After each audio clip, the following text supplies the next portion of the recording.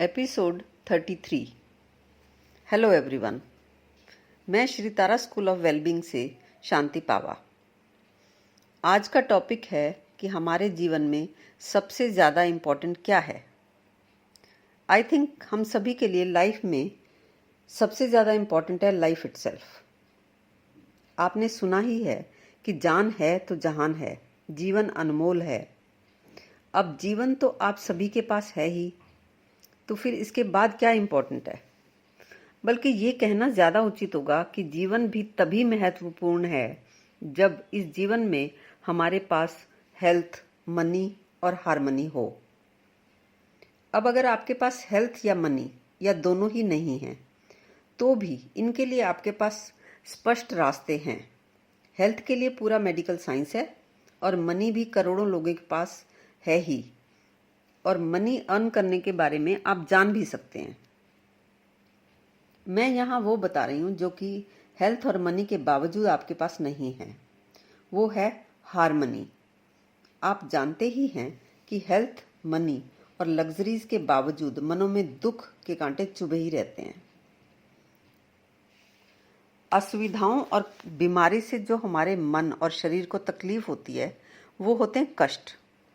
पर जब हमें कोई असुविधा नहीं है और बीमारी भी नहीं है, यानी हेल्थ भी ठीक है, पर फिर भी हम बेचैन हैं, अनईजी हैं, खालीपन लगता है, अधूरापन लगता है, तो ये हैं दुख। अगर सुविधाओं और स्वास्थ्य से दुख मिट सकते तो आज बड़ी संख्या में लोग दुखों से मुक्त होते। इसलिए बात करना ज़रूरी है हार्मनी की। अब जब बात हार्मनी की हो तो सबसे पहले खुद का ख्याल आता है। हम अपने साथ सबसे लंबा टाइम तक रहते हैं। जन्म से लेकर मृत्यु तक हम खुद से एक मिनट भी जुदा नहीं होते, और हमें अपने आप से प्रॉब्लम्स भी होती हैं।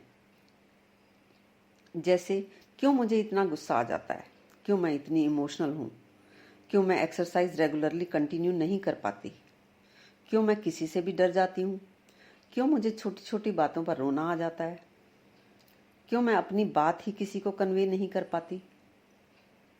ऐसे ही अगला लंबा साथ होता है हमारा लाइफ पार्टनर के साथ,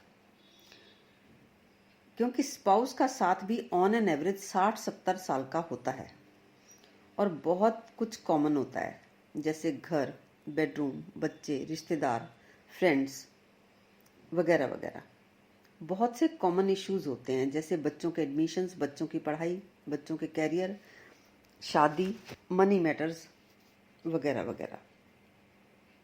सबसे ज़्यादा कॉमन इश्यूज और कॉमन चीज़ें इसी रिश्ते में होती हैं। इसीलिए लड़ाइयाँ भी सबसे ज़्यादा इसी रिश्ते में होती हैं। करीब करीब हर पति पत्नी एक दूसरे को शब्दों के तीरों से लहूलुहान करते ही रहते हैं। खैर, इसके बाद आते हैं बच्चे, इन लॉज, पेरेंट्स, रिलेटिव्स, यहाँ तक कि ड्राइवर्स और सर्वेंट्स के साथ भी इश्यूज होते ही हैं। छोटे छोटे बच्चों के पेरेंट्स को चिंता होती है, रियल कंसर्न होता है कि कैसे बच्चों को तमीज़ सिखाई जाए।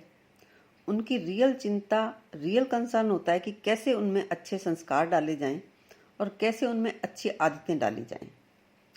पर उनको कोई हल नहीं मिलता और टाइम सरक जाता है, और पेरेंट्स उनके एडमिशन्स में उलझ जाते हैं।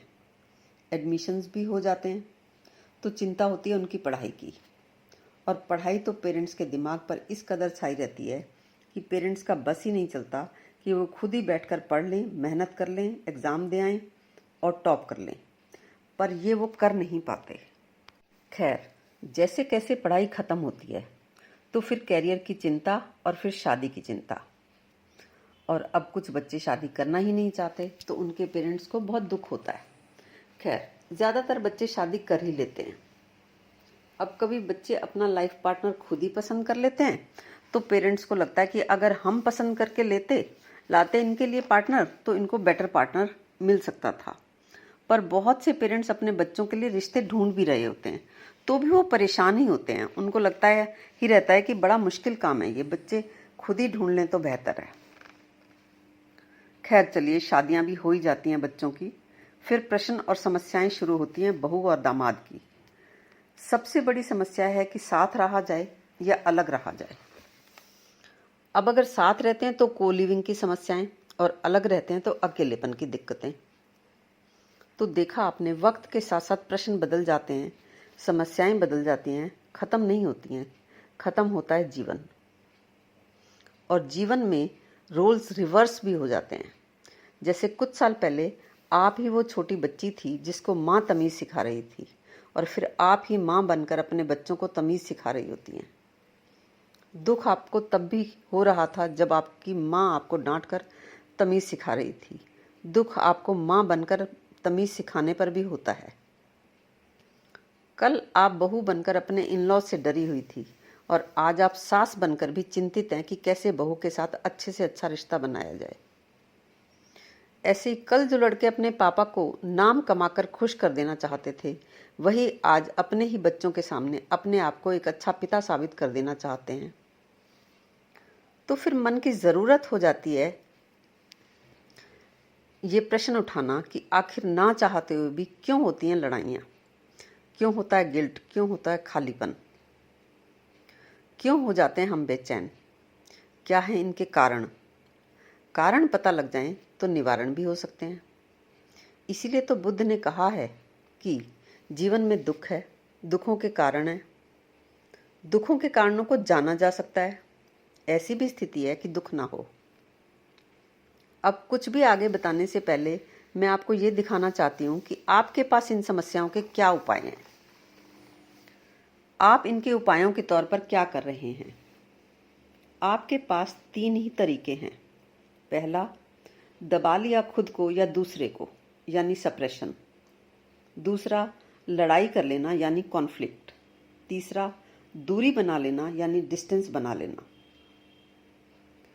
इसे समझने के लिए एक घटना बताती हूँ। एक दिन चारू अपनी 4 फ्रेंड्स के साथ मॉल में कॉफ़ी शॉप में गपशप लगा रही थी।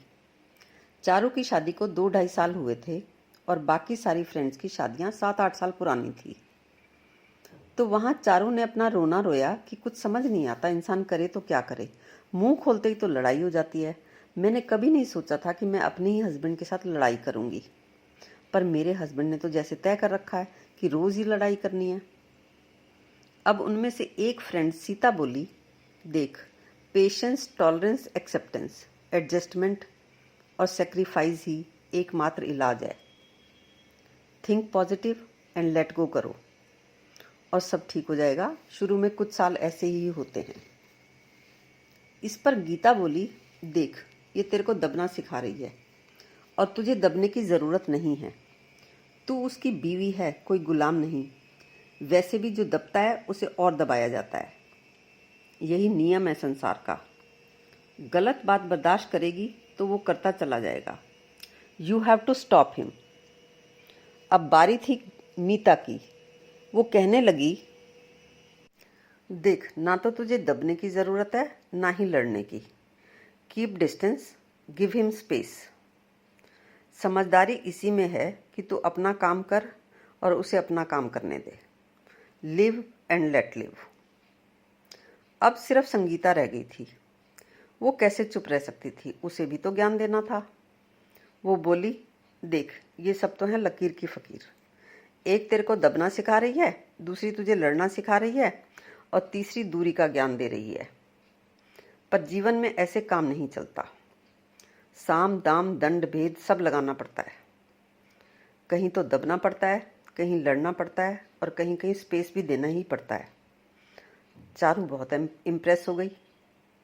सोचने लगी हल मिल गया।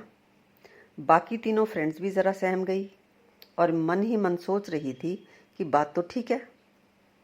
इतने में चारू ने प्रश्न उठाया कि संगीता, अब ये तो बता कि किस मामले में क्या करना है, कितना करना है, कैसे करना है। इस पर संगीता बोली कि देख, ये तो तुझे ही देखना पड़ेगा, मुझे क्या पता। मेरी तो खुद परसों बहुत लड़ाई हो गई थी हस्बैंड से। बड़ा ही क्लेश हुआ घर में। मुझे खुद समझ ही नहीं आ रहा था कि करूं तो करूं क्या। बहुत रोई मैं, फिर सिर दर्द हो गया, नींद नहीं आ रही थी, तो स्लीपिंग पिल लेकर सो पाई।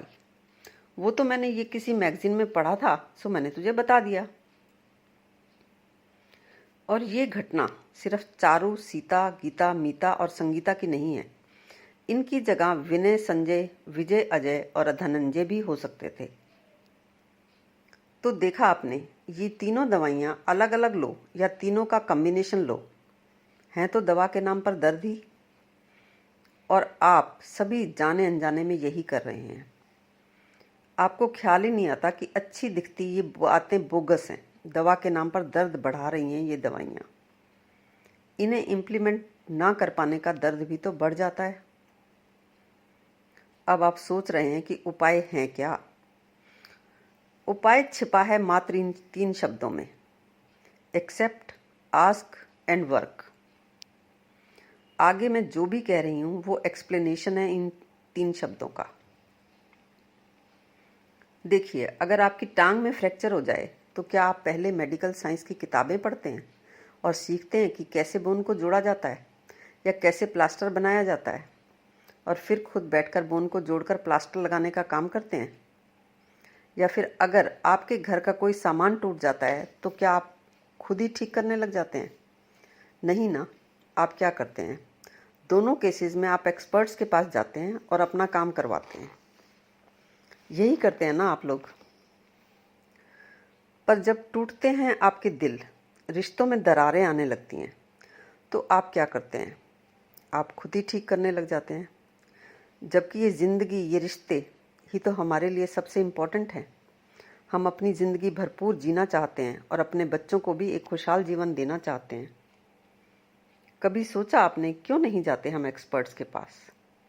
इसके भी रीजंस हैं। पहला तो ये कि हम में से बहुत से लोग एक्सेप्ट ही नहीं करते प्रॉब्लम्स को। वो घर की लड़ाइयों को पार्ट ऑफ लाइफ समझते हैं। उनका कहना है, लड़ाई तो वहीं होती है जहाँ प्यार होता है। This is spice of life. अरे ये तो छोटी सी बात है, इस पर बैठकर रोएं क्यों?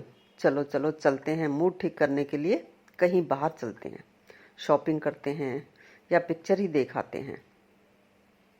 मन और संबंधों की समस्या के बारे में बचपन से ही हमें सिखा दिया जाता है कि घर की बात बाहर नहीं करनी चाहिए। यानी we are trained not to tell about those things outside. हमें उन समस्याओं को स्वीकार करने की समझ दे दी गई है। सभी कह देते हैं कि ठीक है ना, तो क्या हो गया, ये तो ऐसे ही चलेगा, छोड़ो इस बात को, छोटी सी तो बात है। मैं कहती हूँ, कोई भी वो बात छोटी हो कैसे सकती है जो आपकी आंखों में आंसू ले आए या आपकी नींद उड़ा दे। खैर, कुछ लोग एक्सेप्ट कर भी लेते हैं पर पूछते ही नहीं हैं कुछ भी। क्यों? क्योंकि उन्हें लगता है पता तो सब कुछ है ही, बस इम्प्लीमेंट ही नहीं कर पा रहे। जिस दिन इम्प्लीमेंट कर लेंगे सब ठीक हो ही जाएगा। ये बात उनकी इमेजिनेशन से बाहर की है कि वो बातें तो इम्प्लीमेंट हो ही नहीं सकती। खैर, कुछ लोग पूछ भी लेते हैं, पर पूछने भर के लिए वो ऐसे पूछते हैं, यार तू खुद को और घर को मेंटेन कैसे कर लेती है? हमसे तो होता ही नहीं है। पर वो सिर्फ पूछ रहे होते हैं, उनको जवाब नहीं चाहिए होता। वो बस खुद ही बोलते रहेंगे, तू तो बड़ी मेहनती है, तू तो बड़ा सिस्टमेटिकली काम करने वाली है, तेरे में बहुत डेडिकेशन है। वो जवाब मांग ही नहीं रहे। क्यों? क्योंकि they are not ready to work. पर कुछ हैं जो एक्सेप्ट भी करते हैं, पूछते भी हैं और काम भी करना चाहते हैं, पर उन्हें इस फील्ड में समस्याओं के समाधान के लिए कोई मिलता ही नहीं है। कुछ लोग काउंसलर्स के पास भी जाते हैं। मैं भी गई थी काउंसलर्स के पास। काउंसलर्स क्या बताते हैं? पहले तो वो आपकी पूरी बात सुनते हैं, फिर वो आपसे कुछ ऐसी बातें कहते हैं जो कि आपको पहले से ही पता होती हैं, बस वो इन्हें एक्सपर्टली कह देते हैं। जैसे कि respect each other, hobbies develop करो, ब्लेम मत करो, न्यूट्रल बातें करो, एक दूसरे की पूरी बात सुनो, कम्युनिकेशन जारी रखो, इशू से टेक ऑफ मत करो, पास्ट की बात मत करो, पॉजिटिव सोचो, अच्छी अच्छी बातें करो। मैं पूछती हूँ कि मन को ऐसे रिस्ट्रिक्ट किया जा सकता है क्या? मन तो शिकायत भी करना चाहता है और मन तारीफ भी करना चाहता है। कुछ लोग साइकेट्रिस्ट के पास भी जाते हैं, साइकेट्रिस्ट जो ड्रग्स देते हैं उनके अपने साइड इफ़ेक्ट्स होते हैं, नींद आती रहती है, वज़न भी बढ़ जाता है। इस मामले में एक और प्रोफेशनल भी होते हैं जो कि साइको एनालिसिस करते हैं। ये फ्रायड का इंतज़ाम है मनोविश्लेषण का। इसमें जो बंदा अपनी समस्याएं लेकर उनके पास जाता है उसे काउच पर लिटा दिया जाता है और वो साइको एनालिस्ट उस काउच के पीछे बैठ जाते हैं। उस बंदे को कहते हैं कि तुम्हारे मन में जो भी आता है फ्रीली बोलो, तुम चिंता मत करो कि वो रेलेवेंट है या इररेलेवेंट है, तुम कुछ भी बोलो, वो चाहे मीनिंगलेस ही क्यों ना हो। जो भी तुम्हारे मन में आता है आने दो और तुम उसको बोलते चले जाओ। और ये एनालिसिस कभी 3 साल या 4 साल तक चलता रहता है। वो डिपेंड करता है कि तुम्हारी हैसियत क्या है, क्योंकि ये बहुत महंगा काम है। ये रोज़ 1 घंटा या हफ्ते में 2-3 घंटे जाना होता है। इसके लिए आपको पर आवर पे करना होता है। इसमें वो साइको एनालिस्ट केवल सुनता है, यानी आप सिर्फ सुनने के पैसे दे रहे होते हैं। इससे भी काफ़ी लोग 3-4 साल बोल बोल कर शांत हो ही जाते हैं। साइको एनालिस्ट कुछ करता नहीं है, सिर्फ सुनता है। वो प्रोफेशनल सुनने वाला है। जब फ्रायड बूढ़ा हो गया तो भी वो दिन में 8-10 घंटे यही सुनने का काम करता रहता था। तो उसी के एक स्टूडेंट ने, जो कि अभी नया नया ही था इस प्रोफेशन में, उससे पूछा कि क्या आप थकते नहीं हैं? मैं तो 2-3 मरीजों को अटेंड करने के बाद ही थक जाता हूँ। ऐसे लगता है कि बस अब तो मैं गिर ही पड़ूंगा। आप तो अद्भुत हैं, आप तो सुबह से शाम तक सुनते ही चले जाते हैं। तो फ्रायड ने कहा कि यहाँ सुनता कौन है? मरीज तो बोलता है, वो ठीक है, लेकिन सुनता कौन है? अब क्योंकि लोगों को इतनी सुविधा नहीं है कि वो एक दूसरे की बात सुने, कोई किसी को सुन ही नहीं रहा। पति पत्नी की नहीं सुनता, पत्नी पति की नहीं सुनती, तो फिर एक प्रोफेशनल आदमी जो सुनता है उससे लोगों को राहत मिलती है। खैर, चाहे साइकोलॉजिस्ट हों, काउंसलर्स हों या साइकेट्रिस्ट हों या फिर ये साइको एनालिस्ट हों, ये सब टेम्परेरी रिलीफ देते हैं। लेकिन मेरी नज़र में ये कोई परमानेंट सॉल्यूशन नहीं है, और ये बात मैं अपने अनुभव से कह रही हूँ। मैं भी ढूंढ रही थी सॉल्यूशंस, तो मुझे कहीं नहीं मिले। अगर कहीं मिल जाते तो मैं ये काम नहीं करती। मेरी नज़र में अगर कोई उपाय है तो यही कि एक्सेप्ट करो अपनी हर समस्या को और फिर पूछो हल उससे जो भी तुम्हें अपने से आगे दिखता हो, और फिर काम करो। यानी मेरी इन सारी बातों का सार है ये 3 शब्द: एक्सेप्ट, आस्क एंड वर्क। मैं यहाँ आपको इन्फॉर्मेशन दे रही हूँ कि मैंने भी बहुत खोजा है, और 2005 में मैं आरसी से मिली। आरसी यानी राजेंद्र चांडक। और मैंने स्वीकार किया अपनी हर समस्या को, फिर पूछा एक अज्ञानी की तरह और काम किया बताए गए ढंग से। तब मिला मुझे हल अपनी समस्याओं का। और अगर आप खोज रहे हैं तो फॉर योर इन्फॉर्मेशन ओनली, हमारी एक टीम है एक्सपर्ट्स की जो ये काम कर रही है। अब आपको संदेह होगा कि ये लोग क्यों कर रहे हैं ये काम और क्यों हमें बता रहे हैं। संदेह होना स्वाभाविक है, आपकी बुद्धि काम कर रही है, प्रमाण है इसका ये संदेह। मैं नहीं कह रही तुम संदेह ना करो, विश्वास करो मुझ पर। मैं बात कर रही हूँ एक तीसरे आयाम की, यानी 3rd डायमेंशन की, जो संदेह और विश्वास से परे है। हर बात को सुनने को राजी हो जाना, समझना हर कही गई बात को, विचार करना हर बात पर, अनुभव करना, जीकर देखना। ना मिले आराम तो तुम्हारा अपना जीने का ढंग तो तुम्हारे पास है ही, जी लेना उसी ढंग से। और अगर आप कुछ नया, कुछ अलग एक्सप्लोर करना चाहते हैं तो आप हमें अप्रोच कर सकते हैं। नीचे डिस्क्रिप्शन बॉक्स में हमारी डिटेल दी गई है।